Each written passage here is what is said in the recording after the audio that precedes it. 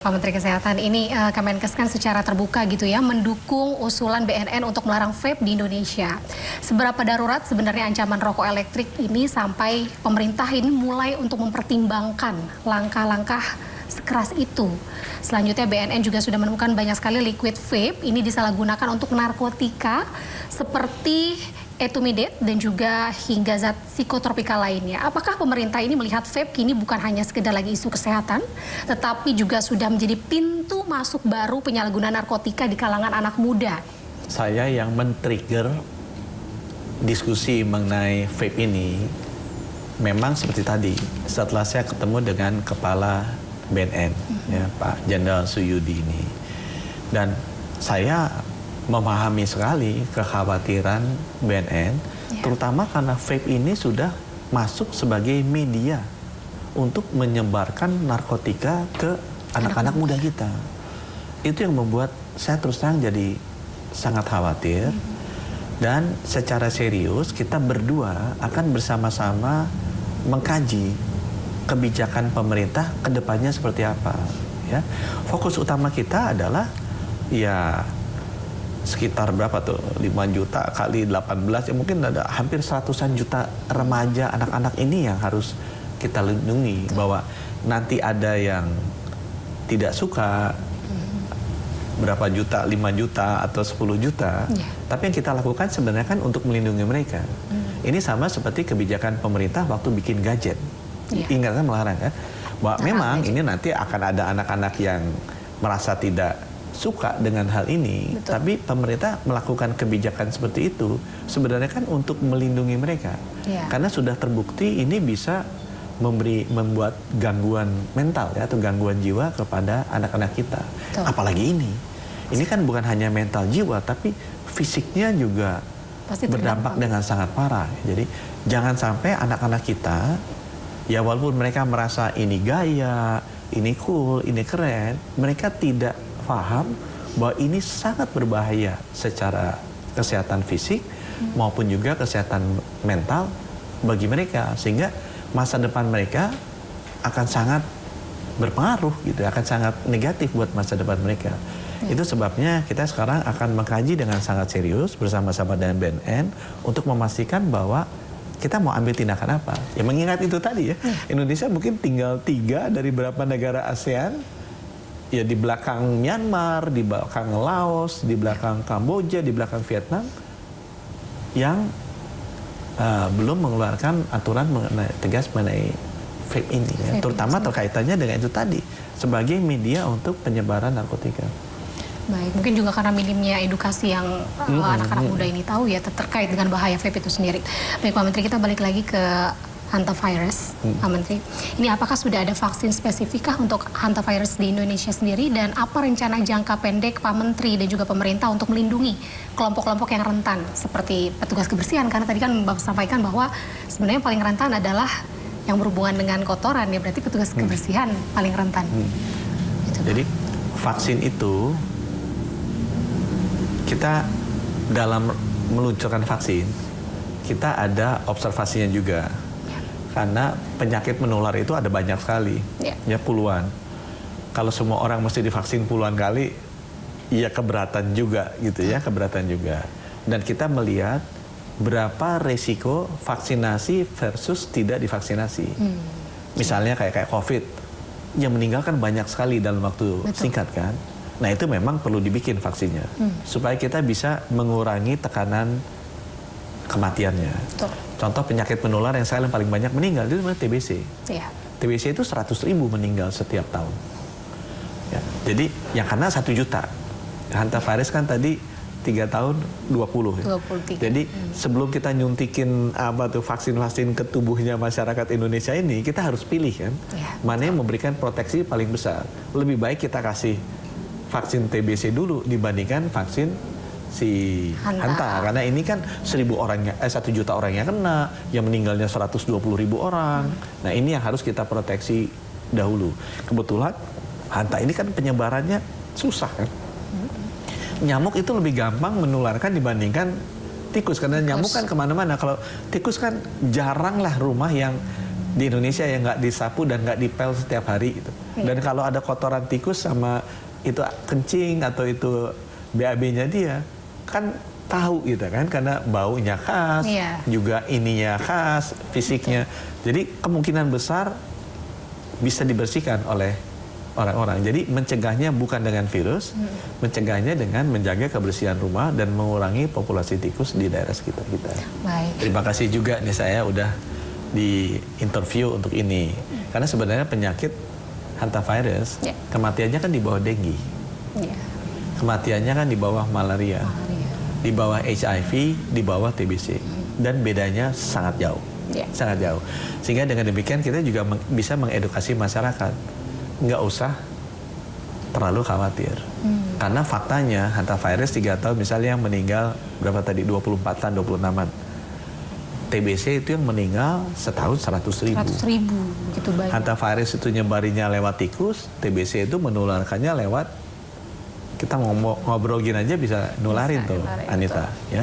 Jadi nggak usah khawatir berlebihan. Di berita, di sosial media memang seperti itu. Tapi kita juga mesti mendidik masyarakat bahwa pertama itu variannya sangat berbeda.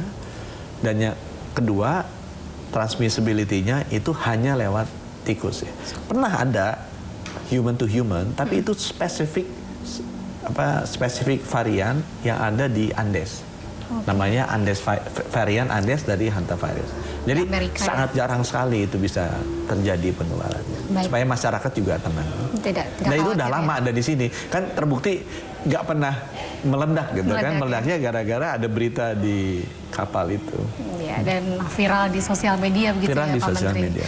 Baik, Pak Menteri, ini lalu kalau menurut Anda sendiri, kira-kira tanpa menunggu bantuan dari pemerintah nih Pak, tindakan apa yang paling low cost gitu ya, low cost tapi efektif yang harus dilakukan ibu rumah tangga sejak dari sekarang ya Pak? Seperti yang Bapak sampaikan tadi ya, seperti bersih-bersih, jaga kebersihan lingkungan. Ibu rumah tangga meminta suaminya ngepel rumah setiap hari. Atau kalau enggak, minta pembantunya yang ngepel rumah setiap hari. Terusnya jangan lupa kalau ada bunyi-bunyi pasang perangkap tikus, mau lem atau racun tikus. Itu harusnya sudah sangat mengurangi risiko terkena hantavirus. Baik, terakhir nih Pak Menteri, mungkin kalau untuk hantavirus ini sendiri, instruksi final dari Pak Menteri, apakah perlu menggerakkan seluruh kepala negara, kepala daerah maksud kami di Indonesia nih Pak, setelah melihat kasus hantavirus ini sendiri yang untuk skala Indonesia seperti ini? Sebenarnya ini nggak berlaku untuk hantavirus, ya. Itu berlaku juga untuk virus-virus yang lainnya. Ya. Yang penting adalah masyarakat itu harus biasa hidup sehat. Karena kita udah dikasih sama Tuhan itu sistem imun yang bagus. Jadi kalau masuk patogen atau kuman, bahasa istilah mudahnya kalau masuk kuman, saya juga pakai istilah mudah, kita punya darah putih yang bisa melawan dan membunuh mereka, gitu kan? Kita diajarinya dulu begitu kan, sebenarnya itu imun sistemnya kita. Nah, kalau kita menjaga tubuh kita dengan baik dan sehat, jadi artinya makannya cukup, nggak berlebihan, nggak kekurangan, tidurnya cukup, ya 7 jam sehari, kemudian olahraga yang cukup, kondisinya baik, insya Allah kalau masuk kuman, tubuh kita tuh bisa melawannya dan bisa mematikan kuman-kuman tersebut. Itu adalah cara yang paling baik. Kenapa? Itu adalah anugerah dari Tuhan Yang Maha Esa gitu ke diri tubuh kita. Nah itulah dimanfaatkan sebaik-baik. Oke, jadi antibodi alami yang kita yang ada di kita berfungsi ya. Baik, Pak Menteri, lalu nih ya, kalau misalnya saya penasaran, kalau untuk Pak Menteri sendiri sebenarnya ada nggak sih kegiatan-kegiatan rutin harian yang wajib dilakukan Pak Menteri untuk menjaga kesehatan? Selain olahraga, ada nggak kayak makanan khusus seperti itu Pak? Saya makan apa juga udah makan. Cuma nggak ada pantangan? Iya, nggak ada pantangan. Saya atur makannya ya di ajaran di agama aja, berhenti sebelum kenyang. Itu makanan kalau udah seumuran saya, bahayanya tuh berlebih. Di Indonesia hasil cek kesehatan gratis, itu bahayanya bukan kurang gizi untuk dewasa ya. Kalau anak-anak kurang gizi masih ada masalah. Tapi anak-anak dan dewasa yang obesitas banyak. Dan obesitas itu menyebabkan gula, darah tinggi. Gula darah tinggi adalah penyebab kematian paling besar. Faktor risiko penyebab kematian paling besar. Stroke sama jantung. Ya, jadi buat saya ke teman-teman adalah jaga makan. Saya kemarin baru keluarin di TikTok sama IG makan mengenai daging. Oke, gitu kan? daging kurban. Iya, daging kurban ya. Itu gimana cara? Jadi yang salah bukan kambingnya, yang salah adalah cara masaknya. Cara masaknya, Jangan dicempungin gula, jangan dicempungin kecap, garam sebanyak-banyaknya, santan sebanyak-banyaknya ya. Daging itu nggak salah ya Pak Menteri? Dagingnya nggak salah, kambingnya juga nggak salah ya. Jangan dikambing hitamkan itu si kambing itu, kasihan juga si kambingnya. Yang kedua, selain makan, emang nggak boleh berhenti olahraga. Olahraga aturan WHO jelas. Itu wajib tuh ya Pak? 5 hari seminggu, 30 menit sehari minimal tuh. Harus olahraga di zone 2. Maksimum heart rate itu gampangnya 220 kurang umur. Jadi kalau saya 60 tahun itu, 62, 220 kurang 62. Jadi artinya kan 100%-nya tuh 158. Nah itu harus 60 sampai 70% dari 158. Dan mau olahraga jalan kaki, naik sepeda, lari, apapun yang penting zone 2. Nggak boleh berhenti sampai wafat. 5 hari seminggu, 30 menit sehari. Luar biasa sekali Pak Menteri. Mungkin pemirsa juga penasaran nih, kira-kira Menteri Kesehatan tuh makan gorengan nggak sih? Makan. Oh makan ya Pak Menteri ya? Tapi ya seminggu sekali, sedikit-sedikit aja. Kalau itu goreng sendiri Pak Menteri atau jajan? Belilah, kalau goreng sendiri nggak enak kan, mendingan beli di depan. Di depan tuh ada warung yang minyak gorengnya mungkin nggak bersih-bersih amat, tapi ya sekali-kali kita boleh lah ya, apalagi bakwan pakai cabai gitu, aduh udah enak ya udah. Tapi sekali-kali aja. Sate juga gitu, coba satenya kalau yang ada item-itemnya kita nggak makan karena kita tahu itu kan karsinogen, sangat berbahaya untuk cancer. Makan opor sama kemarin tuh kupat tahu yang banyak ini santannya nggak apa-apa juga, tapi seminggu sekali. Gitu ya, matcha latte ya seminggu sekali. Gitu aja. Kalau bisa americano gitu, paling banyak americano sama teh. Baik Pak Menteri. Pemirsa, ancaman kesehatan ternyata bukan hanya datang dari virus itu sendiri, tapi kita perlu sadari dari mulai makanan, minuman, dan pola hidup ya Pak Menteri ya. Nah, yang kita konsumsi setiap hari ini juga bisa menjadi bom waktu ataupun penyakit kronis nantinya jika tidak dijaga dengan baik. Dan pemerintah kini menyiapkan langkah baru lewat aturan Nutri-Level. Nah, apakah ini akan mengubah cara masyarakat untuk memilih makanan dan minuman? Ataukah industri siap menghadapi perubahan besar ini? Sesaat lagi kita akan membahasnya tentunya bersama kami tetap di One on One.